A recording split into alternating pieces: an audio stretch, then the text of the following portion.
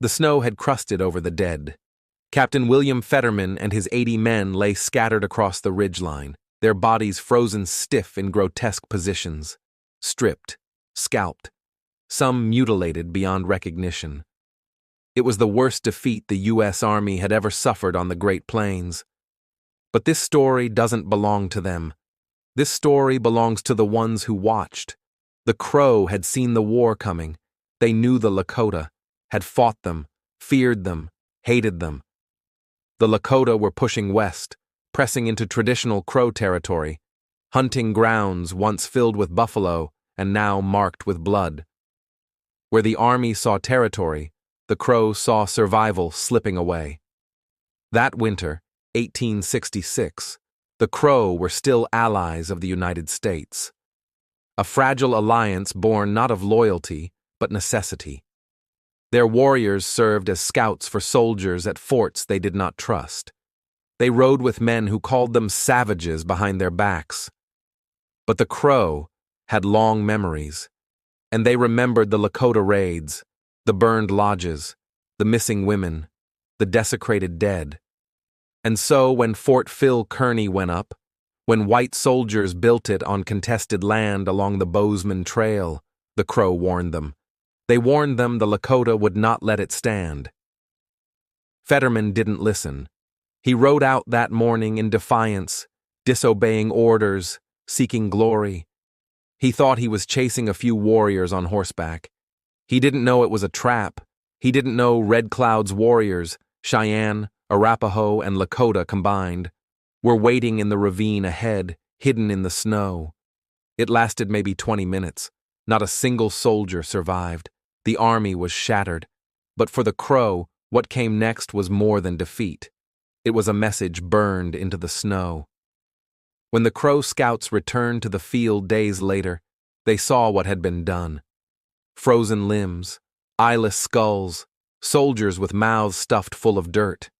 Some claimed ears had been cut off. One report said a man's heart had been carved out and left on the ice. Whether all of it was true didn't matter. The point was made, and the Crow would answer. They returned to their camp in the foothills with what little they could gather: fragments of blue wool, cavalry insignia, a blood-stained canteen, and the story of the slaughter. That night, they built the fires, cleared the snow, prepared the circle. They would hold a scalp dance. It was not celebration. It was not for show. It was a ritual. Men painted their faces in black and red. Women wore feathers in their hair. Drums began low, steady, like the heartbeat of something ancient. As the flames rose, warriors took to the firelight. Some carried scalps taken in older battles. Others waved sticks adorned with strips of torn uniform. They danced in slow, stomping circles, chanting, shouting, cursing the names of their enemies. It was for the Lakota and for the dead they had taken. One warrior lifted a piece of blue cloth, still crusted with blood. Another held aloft a cavalry saber, cracked and dulled. The women sang in piercing, rhythmic voices, songs of vengeance, grief, and rage. To the U.S. soldiers, the scalp dance would have been seen as savage, but they weren't invited to understand it. This was for those who had lost brothers, for those whose winter camps had been burned, for those who remembered the screams echoing across mountain valleys as Lakota raiders rode through Crow homelands year after year. This dance was not about justice, it was about memory, and in that memory, there was defiance. The Crow were outnumbered, outarmed, surrounded by enemies on all sides, but they were still here, still standing, still watching. They had not forgotten what was done in that snowy ravine, and they would make sure no one else forgot either. By spring, Fort Phil Kearny was reinforced. By the following year, the trail would be closed altogether.